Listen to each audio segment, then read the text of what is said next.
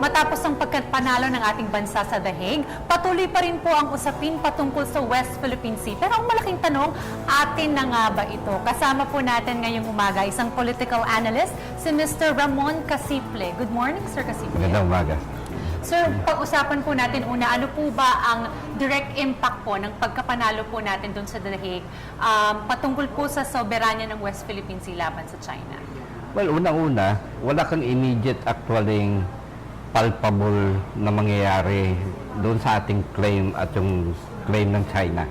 Kasi hindi enforceable yung desisyon. Meaning, wala namang kakayahan yung korte na yon, yung tribunal, na ipatupad yung kanyang sariling desisyon. Gayunpaman, ang ginawa nito, nagkaroon tayo ng stronger basis para sa ating claim. Hindi lang simpleng stronger, kundi legal. For the first time, in accordance with the UN Convention on the Law of the Sea, or UNCLOS, sinasabi ng tribunal, may sovereign rights tayo sa ating exclusive economic zone. Ito yung 320 kilometers from the coastal ng Luzon, At walang isla na lumitaw doon sa findings ng tribunal. So yung ibang mga bansa na nagsasabi naman na isla, actually including tayo, yung Pag-asa, eh hindi pwedeng i-classify as island.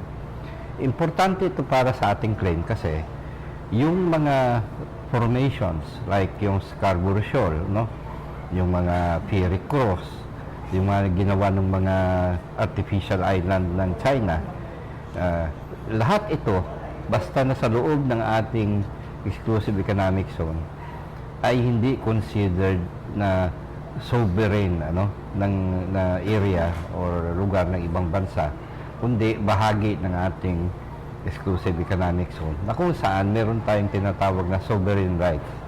Iba to sa sovereignty. Ng sovereign rights sa pag-exploit ng mga resources like fishing or oil and gas. Kung meron mga deposits doon sa lugar na yon, exclusive sa atin ang control. Yun ang malaking nakuha natin. In fact, lampas yun sa expected natin.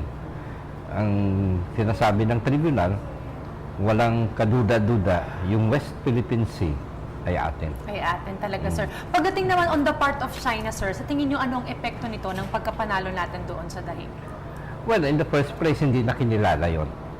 So, as far as they're concerned, it's a non-ruling. Yun ang formal position, Pero alam nila, nasa mata ng mundo, lalo na yung signatories to the UNCLOS na mga bansa, yung ruling yan is part of the UNCLOS already.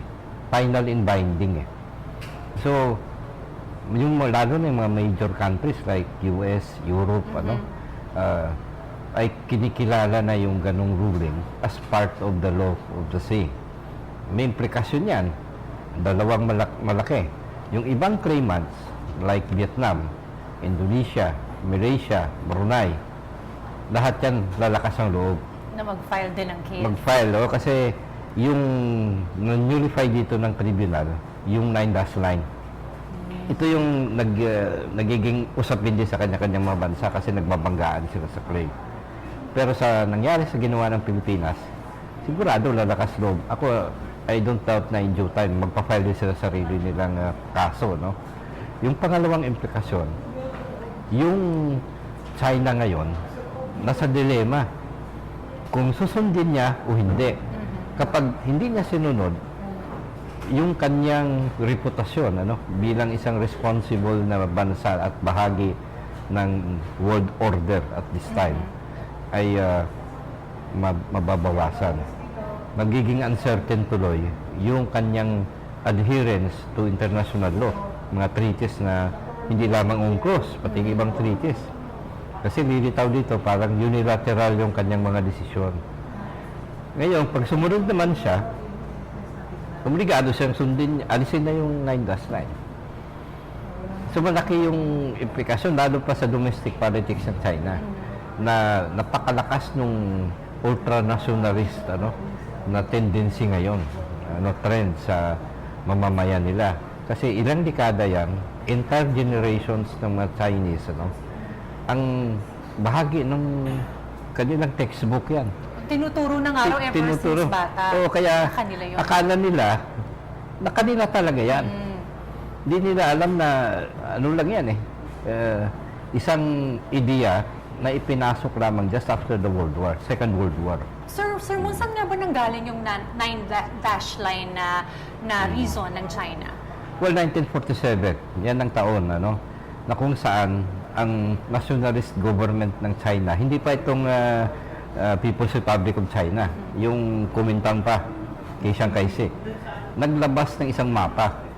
Unilateral yun. Basically, sasabi nila, historically, itong lugar na ito, defined by actually 10. The 10 dash line yan noon, ano? Later naging 9. Actually ngayon bumalik 11 dash line yata. O 11 yata. Ito ay pag-aari. Remember yung word, ang pag-aari ng China. So sovereign yung claim nila. Amin yan. Ang problem nila, nung nagkaroon ng UNCLOS, na signatory din sila, nagkaroon ng mas strictong definition at delimitation ng mga boundaries ng mga bansa. Ang basic principle dito ng UNCLOS, actually, principle na rin ito ng historically, minimeasure mo yung maritime boundaries mo from the land. Pag wala kang lupa, at ang pinakamaliit na unit ng lupa ay island, wala kang claim sa surrounding areas. Yun ang problem dito. Yung 9-dash line was arbitrary. Walang lupang pinagbatayan yun. Basta ito yung mapa. Sige, doon atin to. Sir Mon, I'm curious, bakit ba ganun kalaki ang interest ng China doon sa West Philippine Sea? Well, una, linawin natin, no? South China Sea is not equal to West Philippine Sea. Ang West Philippine Sea, yung kiniklaim natin. Hindi natin kiniklaim yung buong South China Sea. Yung West Philippine Sea dito, dalawa yung importance nito strategically. Una, kung tingnan mo yung mapa, lahat ng trade patungong China, patungong Japan, patungong South Korea, basta yung nasa, halos dyan lahat dumadaan. Pangalawa, may suspected dyan na mayaman yan sa gas at possibly oil. Dahil halos buong continental shelf, dinidevelop na yan, kasama Malaysia at Indonesia. May mga oil na. Sir Mon, ano-ano po ba ang mga kaharapin ng Pilipinas sa pagbangga po sa isang napakalaking bansa ng China patungkol po dito sa West Philippine Sea? Well, ang isang dapat nating tandaan, hindi naman nating kalaban ng China eh. In fact, matagal na panahon, kaibigan natin yan talaga hanggang ngayon.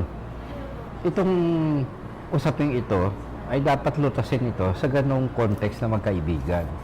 Kaya, ano yan, diplomatic. Bilateral talks. Bilateral talks. O kahit anong klaseng talks. Walang basta gera, Sir Mon. Walang gera. As much as possible. Iwasan natin kasi una, hindi natin kaya.